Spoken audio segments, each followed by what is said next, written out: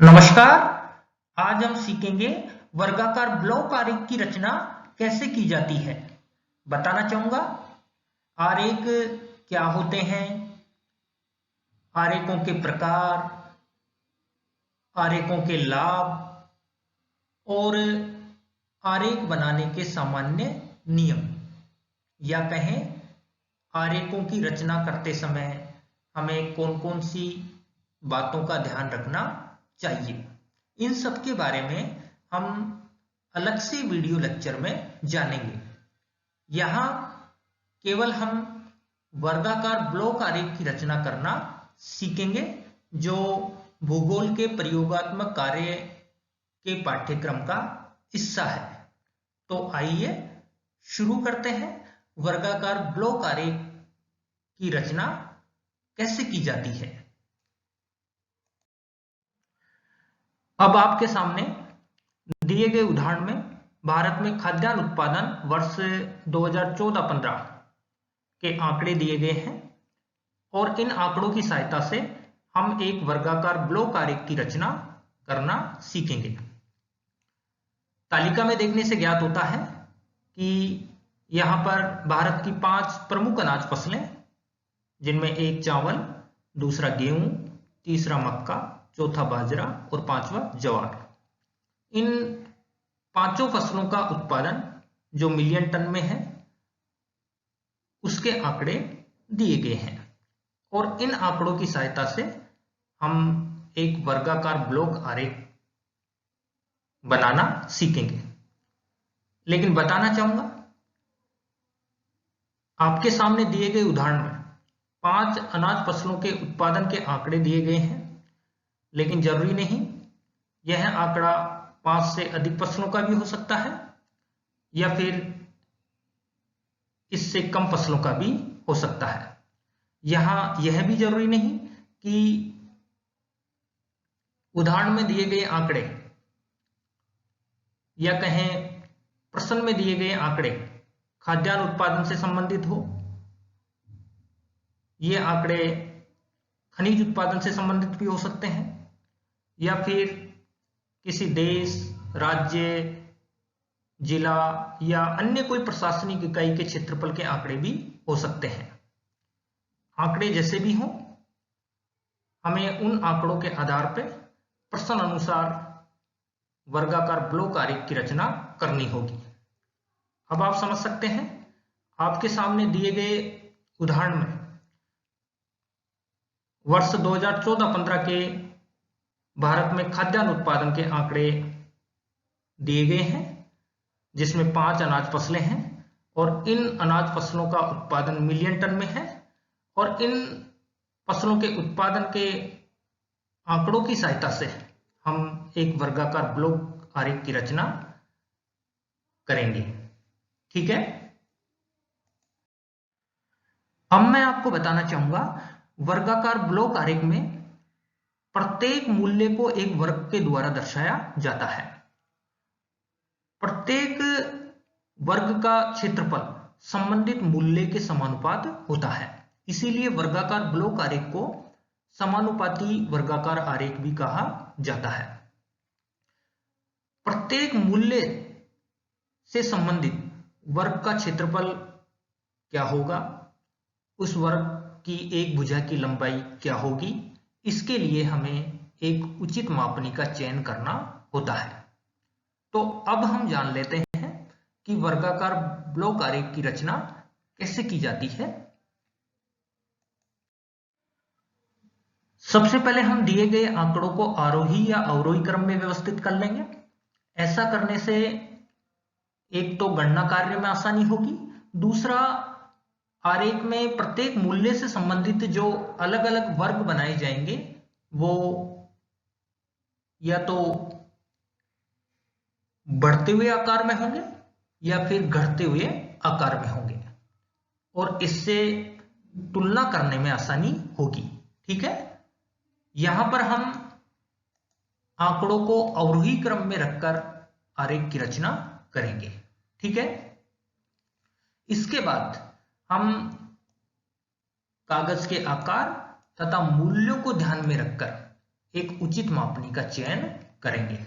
बताना चाहूंगा, आपकी पेपर शीट का आकार और दिए गए मूल्य, उन मूल्यों में अधिकतम तथा न्यूनतम मूल्य को ध्यान में रखकर एक उचित मापनी का चयन करना होगा।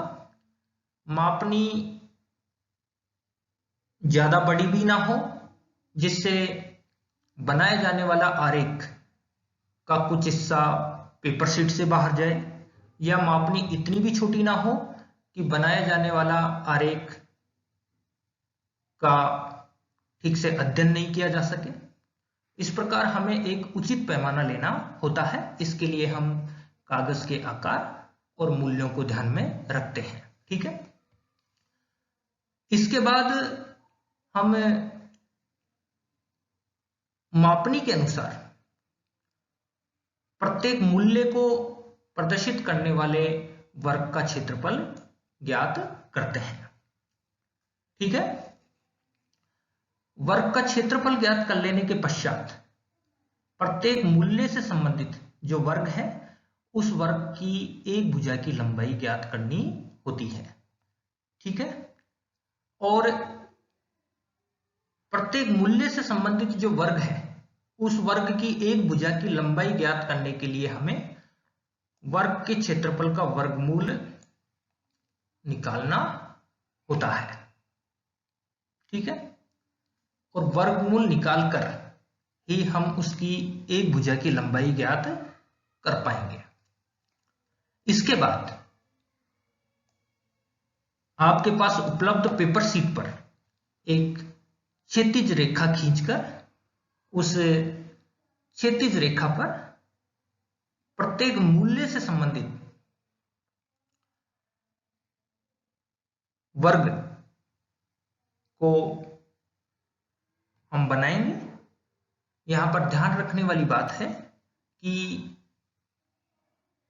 सभी वर्ग एक ही आधार रेखा पर होने चाहिए और इन वर्गों का क्रम या तो उनके घटते आकार के अनुसार होना चाहिए या फिर बढ़ते आकार के अनुसार होना चाहिए।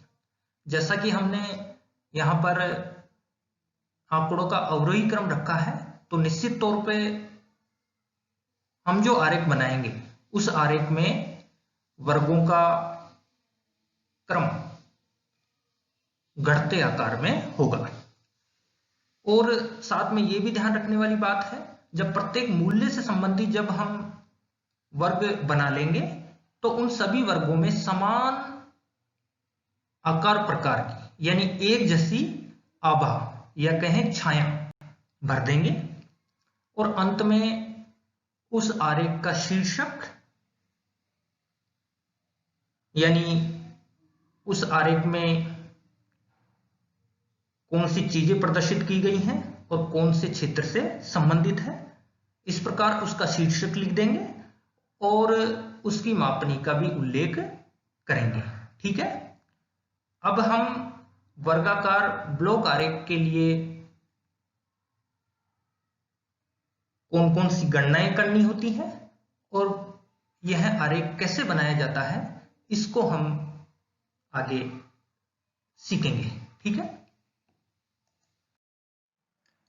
अब आपके सामने एक 4 कॉलम वाली तालिका दी गई है जिसके शुरुआती 2 कॉलम में प्रश्न में दी गई सूचनाओं को अंकित किया गया है। पहले कॉलम में अनाज फसलों के नाम अंकित हैं, जबकि दूसरे कॉलम में इन फसलों का उत्पादन जो मिलियन टन में है उसको अंकित किया गया है। जैसा कि मैंने बताया, वर्गाकार ब्लॉक आरेख की रचना करते समय सबसे पहले हमें आंकड़ों को आरोही या अवरोही क्रम में व्यवस्थित करना होता है। यहां पर आप देख सकते हैं हमने आंकड़ों को अवरोही क्रम में व्यवस्थित किया है। ठीक है, इसके बाद जैसा कि मैंने बताया, कागज के आकार और मूल्यों को ध्यान में रखते हुए हम एक उचित मापनी का चयन करते हैं।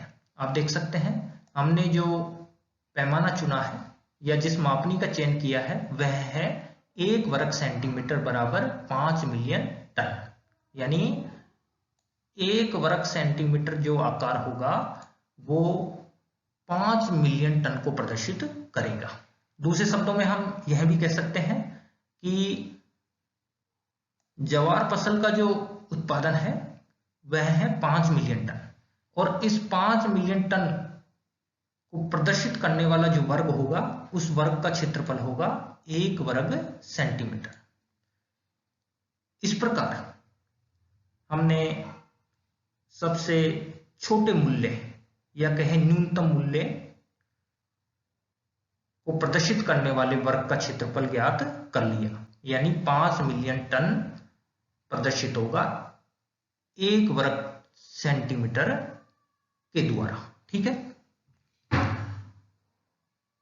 इस प्रकार अब हम अन्य फसलों से संबंधित वर्ग के क्षेत्रफल को भी ज्ञात कर लेंगे। बाजरे की फसल का उत्पादन है 8.7 मिलियन टन, और इसमें हम 5 का भाग देंगे जो हमारा पैमाना है, यानी 1 वर्ग सेंटीमीटर बराबर 5 मिलियन टन। तो वर्ग का क्षेत्रफल आया 1.74 वर्ग सेंटीमीटर। इस प्रकार मक्का, गेहूं और चावल की फसल का जो उत्पादन मूल्य है उस मूल्य को प्रदर्शित करने वाले वर्ग का क्षेत्रफल हम ज्ञात कर लेंगे। इस प्रकार आप देख सकते हैं मक्का की फसल के उत्पादन को प्रदर्शित करने वाले वर्ग का क्षेत्रफल होगा 4.34 वर्ग सेंटीमीटर, गेहूं का होगा 18.98 वर्ग सेंटीमीटर, जबकि चावल के उत्पादन को प्रदर्शित करने वाले वर्ग का क्षेत्रफल होगा 20.06 वर्ग सेंटीमीटर। इस प्रकार हमने एक उचित मापनी का चयन करके संबंधित मूल्यों को प्रदर्शित करने वाले वर्ग का क्षेत्रफल ज्ञात कर लिया। वर्ग का क्षेत्रफल ज्ञात कर लेने के पश्चात हम प्रत्येक मूल्य से संबंधित जो वर्ग हम जो बनाएंगे उस वर्ग की एक भुजा की लंबाई क्या होगी, इसके लिए हमें उस वर्ग के क्षेत्रफल का वर्गमूल ज्ञात करना होगा। आप देख सकते हैं यहां पर चावल की फसल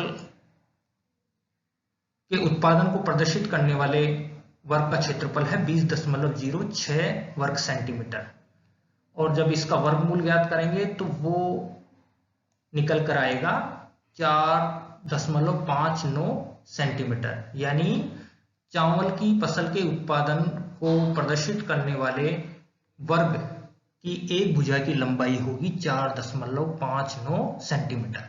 इस प्रकार हम अन्य फसलों के उत्पादन को प्रदर्शित करने वाले जो वर्ग का क्षेत्रफल है उस वर्ग के क्षेत्रफल का वर्गमूल निकाल करके हम उस वर्ग के एक भुजा की लंबाई ज्ञात कर लेंगे। ठीक है, इस प्रकार हमने सभी फसलों के उत्पादन को प्रदर्शित करने वाले वर्ग की एक भुजा की लंबाई ज्ञात कर ली है। ठीक है, जैसा कि हमने गणना कार्य पूर्ण कर लिया है, गणना कार्य पूर्ण कर लेने के बाद अब हम वर्गाकार ब्लॉक आरेख की रचना करेंगे। इसके लिए हम सबसे पहले पेपर शीट के निचले भाग में एक क्षैतिज रेखा खींचेंगे। ठीक है, और जैसा कि हमने यह क्षैतिज रेखा खींच ली है, और यह क्षैतिज रेखा पेपर पेंसिल की सहायता से खींचेंगे। ठीक है, जिससे कि नए काम आने वाले भाग बाद में मिटाए जा सके। ठीक है, और जैसा कि हम सब जानते हैं कि हमने यहाँ पर आंकड़ों का आरोही क्रम रखा है, ऐसे में अब हम जो यहाँ वर्ग बनाएंगे उन वर्गों का क्रम घटते हुए आकार में होगा, यानी सबसे पहले बड़े आकार का वर्ग बनेगा, उसके बाद छोटा, अंत में सबसे छोटे आकार का वर्ग बनाया जाएगा। अब हम इस क्षैतिज रेखा पर बाएं से दाएं की ओर सबसे पहले चावल की फसल को प्रदर्शित करने वाला जो वर्ग है उसकी भुजा की लंबाई का चिन्ह लगाएंगे, और वह है 4.59 सेंटीमीटर।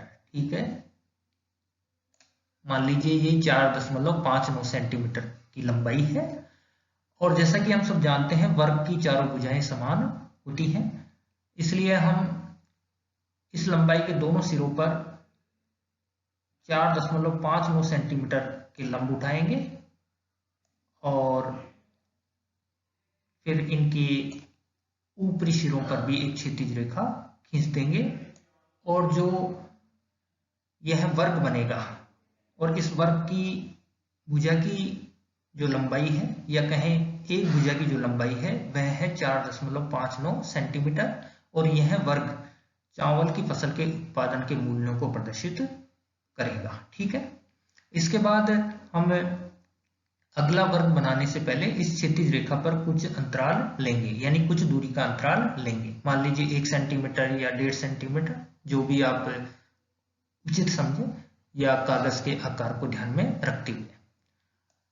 इसके बाद हमने गेहूं की फसल के मूल्य को प्रदर्शित करने वाले वर्ग की भुजा की जो लंबाई है उसके बराबर का चिन्ह हमने लगाया। मान लीजिए यह लंबाई है 4.36 सेंटीमीटर और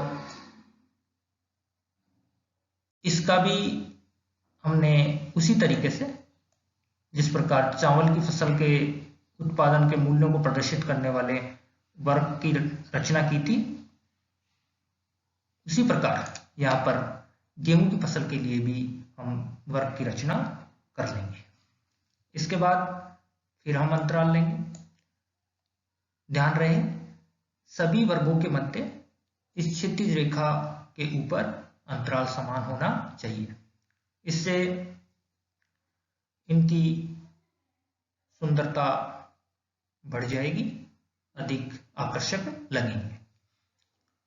अब हमने मक्का की फसल के उत्पादन को प्रदर्शित करने वाले वर्ग की जो भुजा है 2.08 सेंटीमीटर का चिन्ह लगाया और फिर हमने इसको वर्ग की शेप दे दी। ठीक है, इसके बाद फिर हमने उतना ही अंतराल रखते हुए बाजरा की फसल के उत्पादन को प्रदर्शित करने वाला जो वर्ग है उसकी भुजा की लंबाई 1.32 सेंटीमीटर के बराबर चिन्ह लगाते हुए हमने वर्ग बनाया और अंत में हमने ज्वार की फसल के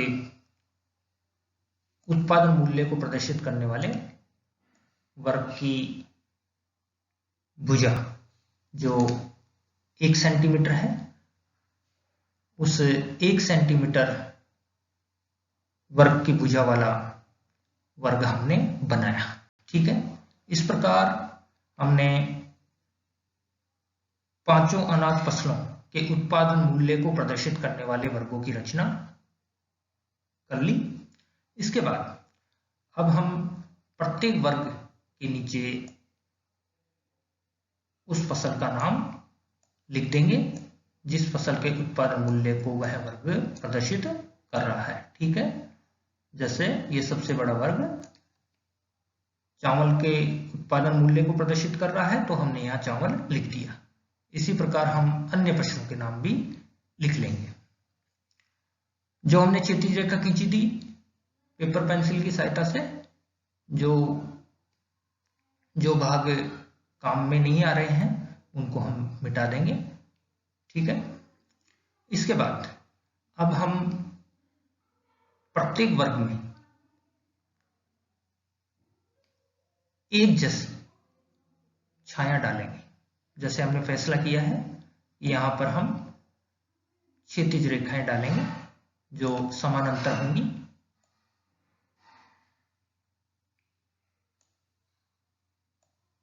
हो सकता है मेरे यहाँ बनाने में समानांतर ना आ रही हो, लेकिन आपके पास स्केल होगा, उसकी सहायता से आप अच्छे से इसको बनाएंगे। इस प्रकार हमने चावल की फसल के उत्पादन को प्रदर्शित करने वाले वर्ग में हमने छाया भर दी है। इसी तरीके की छाया हम अन्य फसलों के उत्पादन को प्रदर्शित करने वाले वर्गों में भी भर देंगे। ठीक है, आरेख के ऊपरी भाग में हम, या कहें आरेख के ऊपर, हम इसका शीर्षक और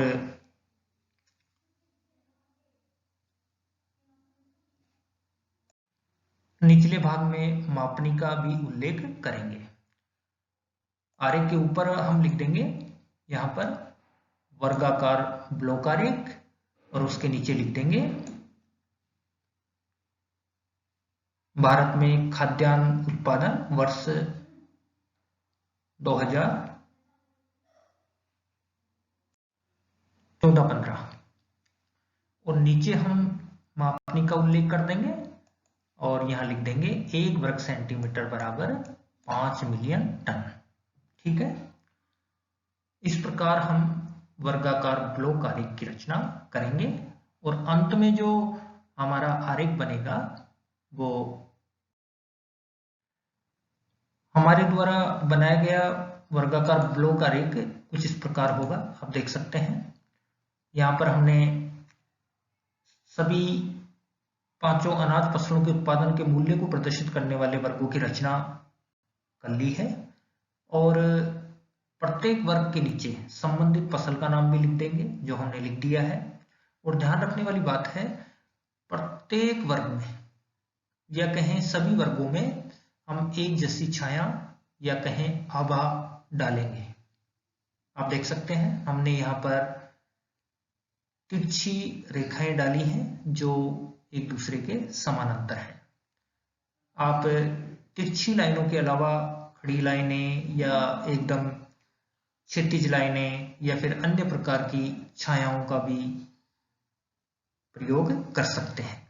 ठीक है, इसके बाद आरेख के ऊपरी भाग में आरेख का शीर्षक लिखेंगे, या जो कि हमने यहाँ पर लिख दिया है। आरेख का शीर्षक है वर्गाकार ब्लॉक आरेख, और इसमें प्रदर्शित किया गया है भारत में खाद्यान्न उत्पादन, और आंकड़े हैं वर्ष 2014-15 के। ठीक है, और अंत में इसके निचले भाग में हम मापनी या कहें पैमाना भी अंकित कर देंगे, और हमने जो पैमाना लिया था वह है 1 वर्ग सेंटीमीटर बराबर 5 मिलियन टन, यानी इस वर्गाकार ब्लॉक आरेख में 1 वर्ग सेंटीमीटर का आकार 5 मिलियन टन को प्रदर्शित कर रहा है। इस प्रकार हम वर्गाकार ब्लॉक आरेख की रचना करेंगे। ध्यान रहे, इस वर्गाकार ब्लॉक आरेख में सभी वर्गों के मध्य क्षैतिज रेखा पर अंतराल समान होना चाहिए, जो कि आप देख सकते हैं, और आरेख साफ सुथरा और आकर्षक होना